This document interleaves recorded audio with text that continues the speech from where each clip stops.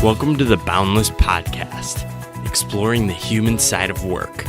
I'm your host, Paul Millard, and I'm fascinated with how we can imagine past the default path to do things that matter. I have conversations with entrepreneurs, freelancers, and thinkers who are questioning the role of work in our lives, who are thinking about how we can unlock creative potential in ourselves and organizations, and are carving new paths in the world to create a more human future of work. If you want to support the podcast, check out the Patreon link in the show notes. And for more information, go to boundlesspod.com.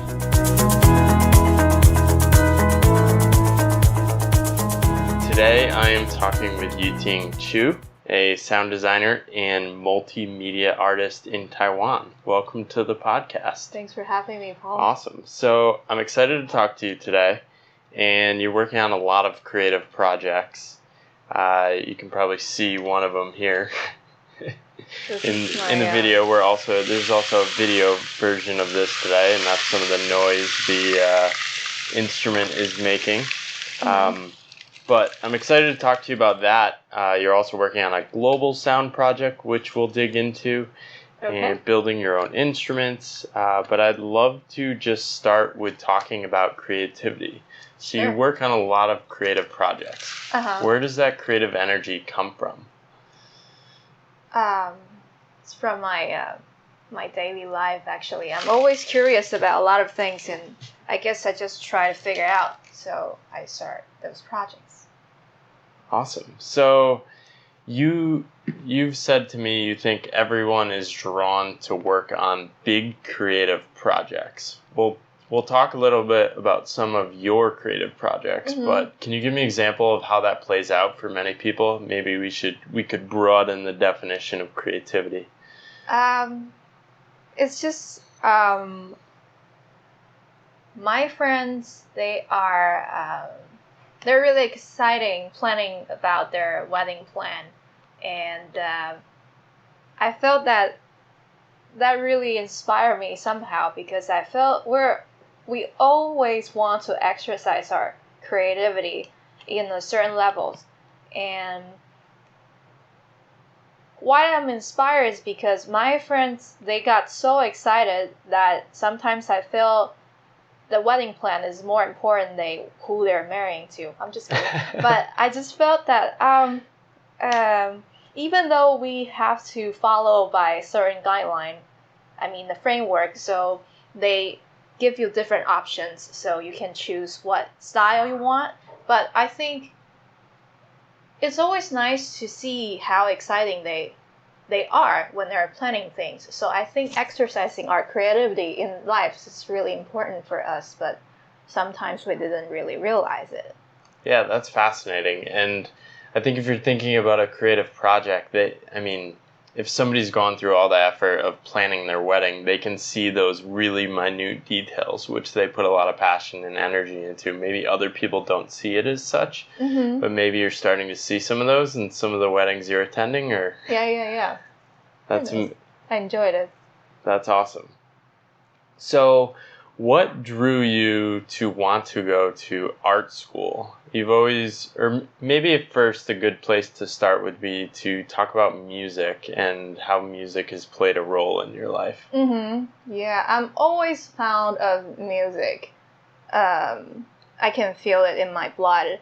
But the reason why I got into art school is a little funny. I was trying to choose school between music and art. Actually, music school is supposed to be my priority, but I decided to keep that little wonderland in my mind, because if I go to a music school, it's really possible to pursue it as my career, and I don't want to ruin it by doing so. So I choose art school, and it's turned out it's one of the best choice I could ever make in my life. So, in a sense, you still were drawn back to music, though. So you kind of used the art to express some of the musical things you were doing. Yeah. Maybe you want to talk about some of the projects you did in art school. Sure. I made a bacon wind chime one time, And it was just one summer. Wait. So Okay. let's back up. Sure.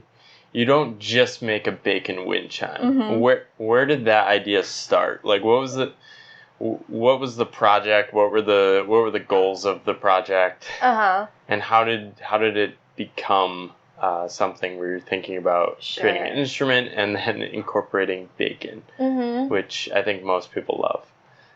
I know. I was vegan at that time, honestly, but it was really funny. Is normally my artwork is creating with my computer, and one summer I got so sick of it, so I decided to play with clay. I just want to feel my art in my hand, so I choose the ceramic class. And they offer porcelain and red clay in our classroom, and then I'm just playing with the clay and I combine them, and then I slice it with my little knife, and then I saw the bacon patterns, and I think, wow, okay, this sounds fun. And then I sliced a few pieces with the real knife, and I decided to just bake it, and it turned out they sounds really nice. So I was thinking, what if I created instruments? What if I make it in tune? So I started this project, and then at the end I have 33 notes of playable bacon, ceramic strips, and in the key of C, so I can just play it like ding ding ding ding ding ding ding ding. Yeah, so that was my work. That's great. So much fun. And what were people's reactions to that? They had a lot of fun, and during the opening, I've seen a lot of kids, they're playing with it, and a lot of just people with all ages. This is what I try to create. I don't want people to watch my work and try to figure out what's going on. I just want to be straight, and then anyone in the world can just enjoy it. That's my work is about. And did you serve bacon as part of your presentation as well? No. Are you still a vegan, or did you? I'm trying to. Yeah. That's amazing. So, were there any other projects or moments in going to art school? And you attended in Chicago. So, were there moments of like just being in a different environment? You grew up in Taiwan. Yeah. What were some of the moments of being in school there? One thing that I really noticed was whenever we have a critique session, I think a lot of Asian people, or East Asian people, or at least the people from Taiwan or China, whenever we got a compliment from other students and during the critique, and then we always says, oh, thank you.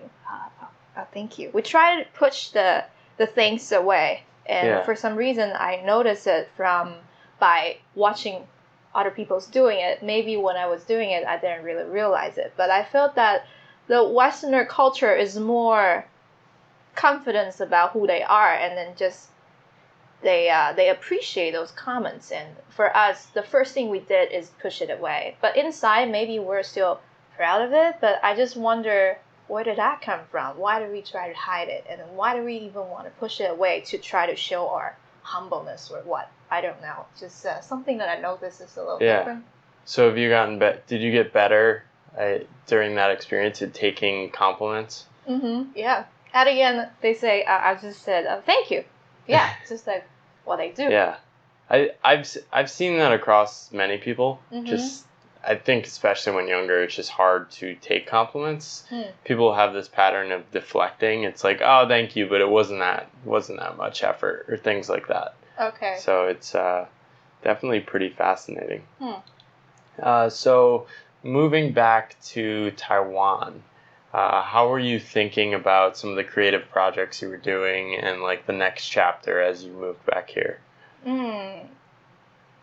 I'm still working on a lot of art projects, and there's one that I did in front of a metro station. Was I was holding a sign which written in Chinese and English says "holding sign for nothing," and that experience was pretty fun. But I have to say, I do notice the performers art scene, at least in public, is not that common yet in Taiwan. So I think a lot of people think that thought I was a weirdo, but it was okay. I was expecting that, and it was also fun.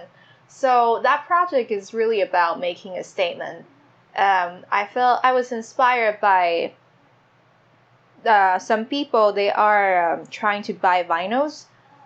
It was a little trendy a few years ago. I noticed that a lot of people, they buy vinyls and they try to take a photo and hashtag things with it. And a lot of them, they don't even have a vinyl player in their home. And so I think that making a statement of your lifestyle is become so much important. And that inspired me to just try to making a statement of nothing.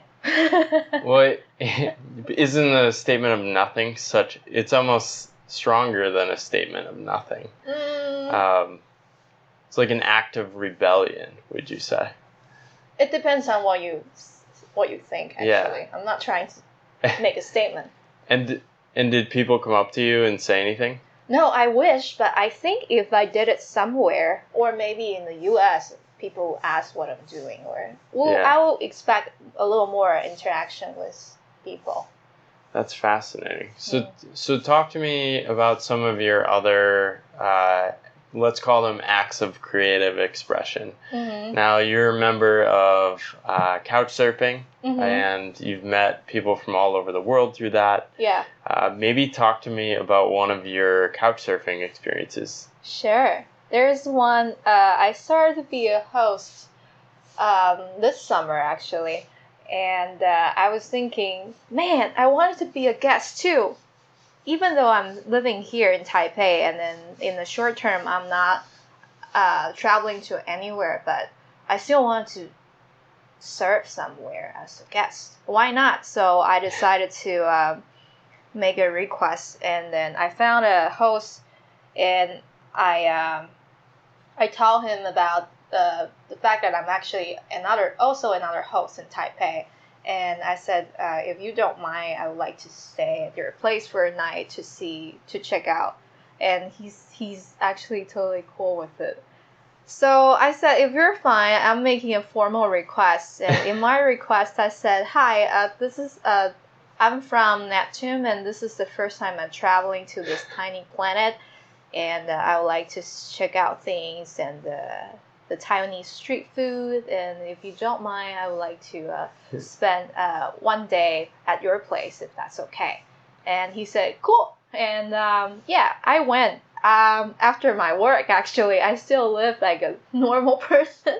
And because I'm an alien, so I can download any information from this planet. So I can also be in any form that I want, which is a Taiwanese girl's body. So I went there, but before I went, I bought myself a helium balloon, because I know in Neptune it contains a lot of gas, and then 20% of it was helium, and that's how I make myself survive on this planet. So I tied the helium balloon on my wrist the entire time, even the time I slept on his couch and the time I took a shower. So, and the next day I still survived.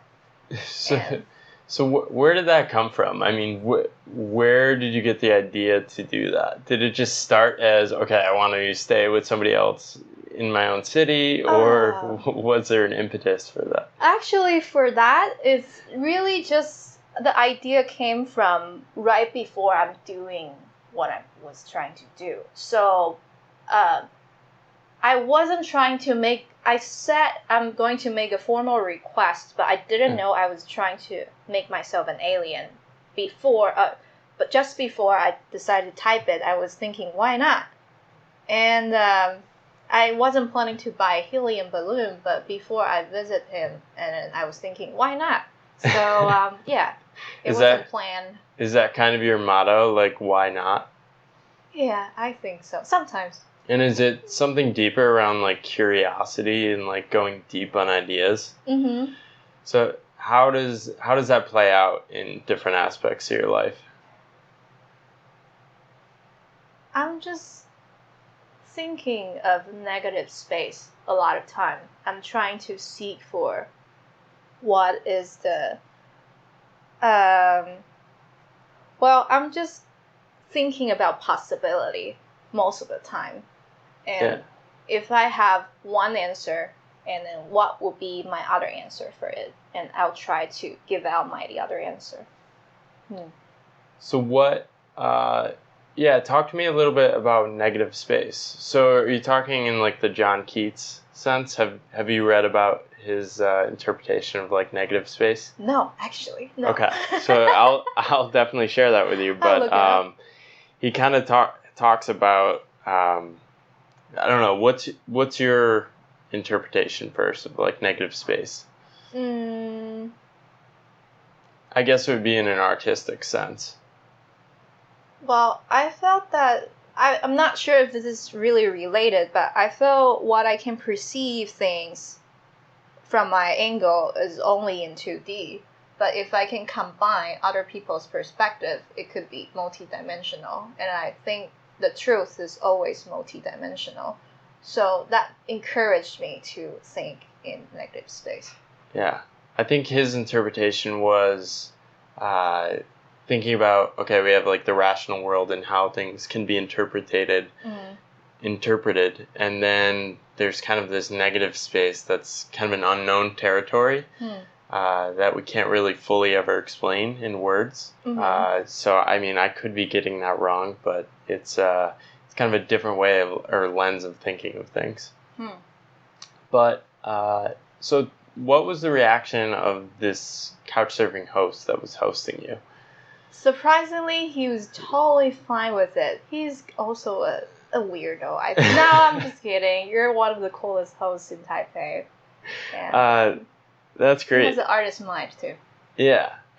Okay. So what does artist mind mean to you?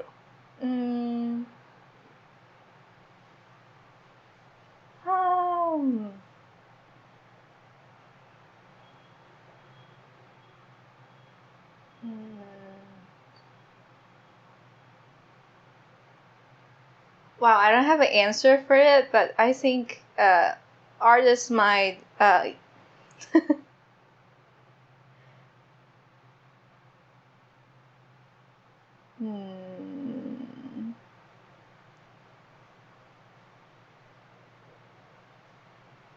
think it's possibility, seeking for possibility.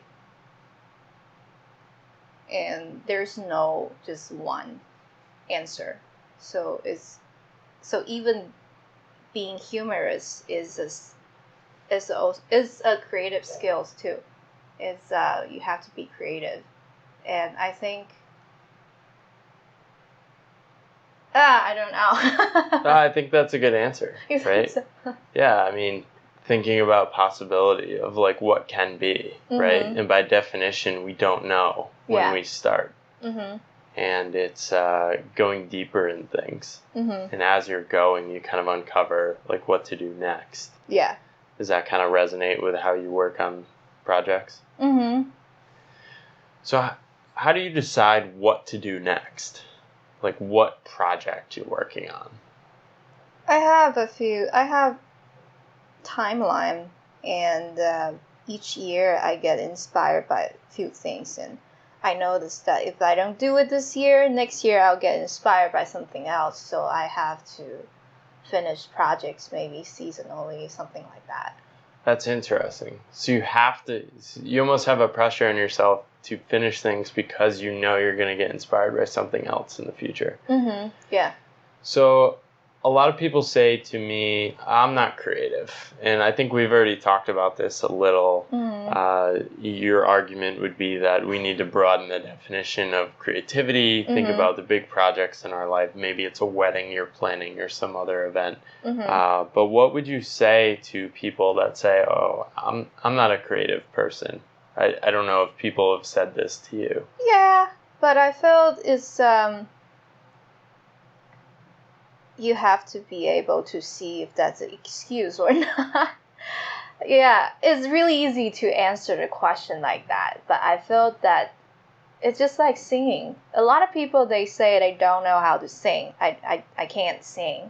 And I think as long as you can talk, you can sing. And sometimes people have too much pressure by having higher standard. But just like what I said, as soon as you can talk, you can definitely sing. So you can be creative anytime, just whatever you want. Right. I've been forced to sing a little as I've tried to learn Chinese. Still learning, but the tone, that's like the flat tone. Yeah. It's kind of like it's very like vocal, right? Mm-hmm. So the neighborhood I'm living in, Songsan. Mm-hmm. People are saying I'm saying it right, but I feel like I'm like singing a little. And okay. It's kind of fun. I like I like it. That's interesting. But so building on sound, you started a project called the Cultural Sound Project. Mm-hmm. Talk to me about the moment that idea came to you. Sure. You're like, okay, maybe there's something deeper here I want to explore that led to the Cultural Sound Project. It's just something small, actually. It's just I'm always interested in all kinds of sound as a sound designer, and I'm also so I'm curious about how people react to certain things. They have similar emotions but different expression of sound based on their culture. So I just want to collect it and show people. So, for example, if you see something gross in Taiwan, at least for me, I would say "aiyuh." So I think "aiyuh" might sound fun for other people, but that makes me curious about what would be the "aiyuh" in Morocco, what would be the "aiyuh" in Rio. So Right. I started this project, and I'm working on it, and it's been really fun so far. Right. And did you know what we said in the U.S. before you went there? Like From the movie, yeah. Yeah, you. Mm-hmm. And it blew my mind talking the other day with you. Yeah. You're giving some of these examples. And it was like, oh my gosh. Right? Like, even a phrase like that, right? Like, oh my gosh, right? Uh-huh. There may be different phrases for like wonder or amazement in different cultures. And there's almost like infinite possibilities, right? Mm-hmm. Yeah. What are some of the other sounds that stood out for you? One thing that I find that was funny, so even now I still can't find, if I translate it directly back to Chinese sound, I still don't know what that was, which is the "oh." I lost my dog, and then when I was studying the U.S. and I heard people "oh," and I thought that was a really funny sound. Yeah. It's really interesting, but we don't have that sound. We don't make any sound, and we don't say "I'm sorry." We said it's like sympathy, right? Mm-hmm. Yeah. Or something cute. It's the same when people see puppies and like a cute bunny or puppy. Yeah. Or baby. Mm-hmm. You have no equivalent for that reaction at all. No. No sound, no description of an emotion. No, or I mean, because those two are really different. Sometimes it's empathy, sometimes it's something adorable. But at least for me, I express in two different sounds. Or different words. It's not even sound sometimes. So what would be the sound for a cute puppy? Ah! Oh, wow. That's strange, right? a little bit. But it still works, right? I think if we were walking along I think if we were walking along a street and saw a puppy and you made that sound, I'd be like, okay, makes sense. Get it. Yeah. Cool. And then there's almost another element as we've started using technology that like the text translation of some of these things. Because I know in English there might be a different text sound or like the way to type it than you say it in person. Yeah. Have you noticed any of these things as well? Like I've noticed that in some cultures it's not ha ha ha, like HAHA, it's like JAJA. Yeah. Or even like 55555. In some different cultures, meaning like ha ha ha. Ah, okay. Maybe I'm expanding the scope of your project here. Yeah, this project can be big, can be small. It's yeah, but anyway, let me think. This laughing sound.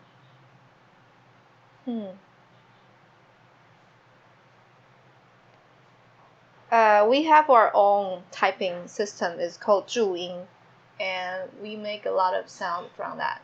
And there's one is called 咳咳. 咳咳 also means laughing sound, but I don't think people made that in person. Right. But it's because it comes from how people text it, and after people text it, and people say 咳咳 now. Oh, wow. So it went from text to now people are making the noise. Yeah. Wow. Technology. Eating the world. But I feel my parents' generation, they won't be able to understand what it means. That's amazing. So what are you hoping to find at the end of this? Or maybe it's just a fun project to explore. Well, I am trying to collect the sound, and then at the end, I wanted to make a sequencer and then chop those samples into this sequencer, and hoping to make an interactive art with put it in places for people to have fun with it. So people can actually make beats with the sound, so it will sound like a global beatbox. And That's at cool. the end, I am mapping a ball, and then so you've seen those disco ball in the dance hall. So I'm mapping the earth into that disco ball, so you can see where those people come from the lights from my sequencer. So you're not only hearing the beats, but also see where those people come from. And I think it would be fun. Wow. That's so you're gonna have a big party with a bunch of people when you do at the end of this? Exactly. I like it. I hope to attend. So how do you decide what type of projects to work on next? Like, you're working on all these things, or even on a daily basis. Like, how do you decide what you're working on today? I just felt it's about time, like I mentioned. So I know I'll be only inspired by certain things at this period of time. So I just have the feeling that I have to do this week, next month, before this year, something like that. So you've built a series of instruments, and I'll definitely post pictures of these, but maybe you can show a couple of them for the video camera. Sure. So you have, this is like a octagon. We're making some of. So. Awesome. There's an instrument. We have the audio of that coming through, so. There's an instrument called Rainstick. It's an instrument in Africa, and they used to find those cactus to make the rainstick. But so it's a long stick shape, and so the rain would drop, and it make raining sound. But whenever the beans are falling down, you need to do this to make it rain again. So I was thinking, if I make a triangular one or octagon one, the rain will never stop. So that's why I started this project. I started this project in college, actually, and now I'm just trying to encourage people to enjoy the little things in life. So I make it so now you can open it, and then you can replace what you want to put inside, so you can explore and discover things, like daily little things.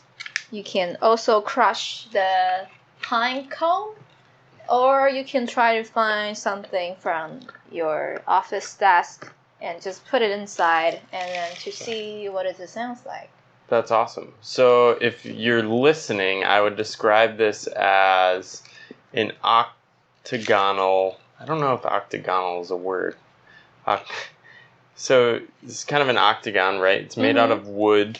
It has 4 sides all around, and it's, I guess, what you call an infinite rainstick. Yeah, you can call it that It's way. a pretty beautiful instrument. She's made it by hand, and I think you cut it with well, you put it together with hand, right? Oh yeah. And cut it with laser as well. But definitely pretty cool. And you started with a triangle, right? Yeah. And then how did you decide, okay, maybe I'm going to make this an octagon? It makes more sense. Yeah. No, actually, because the sound is a lot smoother, but I think the triangular one has different characteristics too. I just want to explore the shapes, so that's why I designed different types. That's awesome. And these might be for sale one day? Yeah, I really want to encourage people to just explore, and maybe I'll find something inspiring from other people's work too.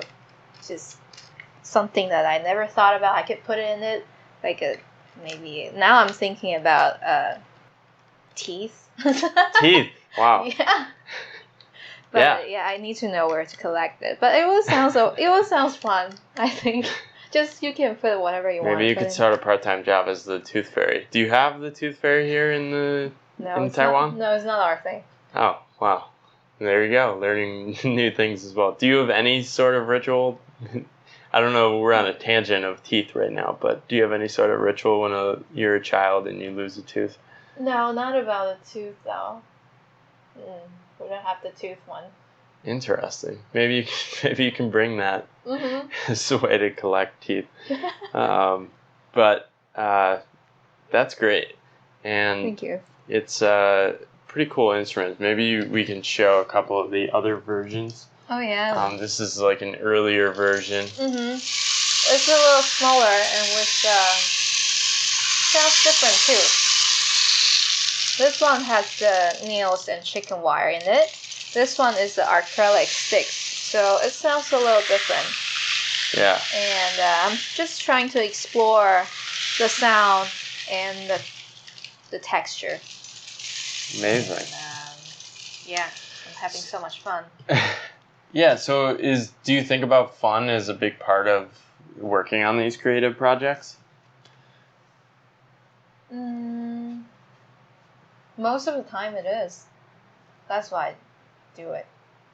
That's awesome. Yeah. And so with all these creative projects, you're obviously, it seems like you're pretty alive with these projects, pretty energized, challenged. Where do you see all this kind of taking you? Like, how do you incorporate a lot of this creativity in your life as you think about like spending your time? I feel this is just the exercise of my soul, and then I just want to keep it, and then to make myself healthy. Yeah, it's almost like this inner drive that you have to listen to. Yeah. That's beautiful. So what would be a message you might want to leave with people for them to think about?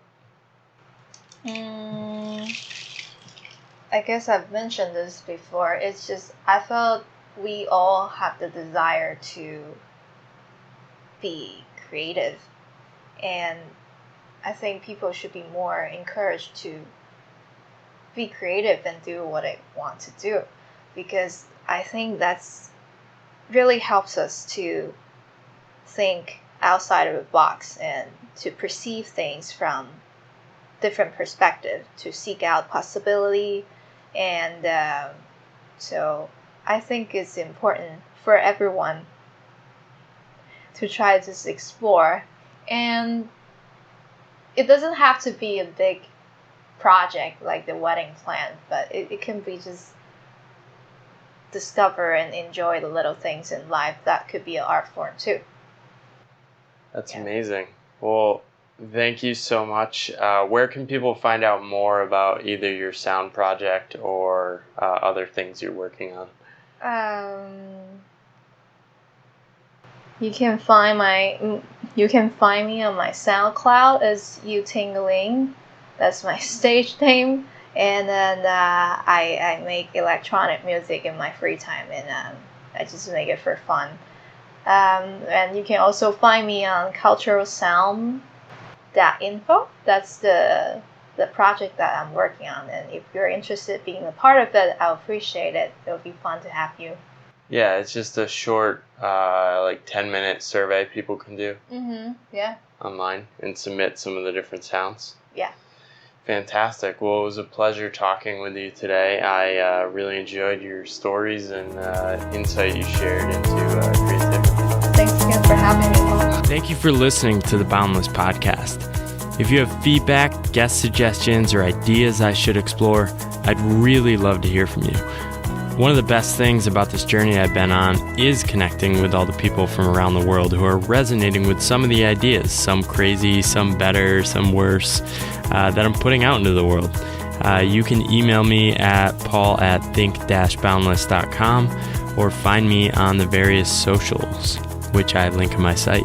So I'm focused on keeping this podcast ad-free, clear of requests for ratings on various platforms. Basically just want to keep it useful, interesting, and worth listening to. You guys hear enough about different underwear and sleep mattresses that people are pushing. I mean, how many mattresses can people sell? It's unbelievable. Anyway, if you do want to support this podcast and support this crazy journey I'm on, you can do that on Patreon through the show notes link. And this is just so much fun, and I really thank you for listening and the continued feedback and support.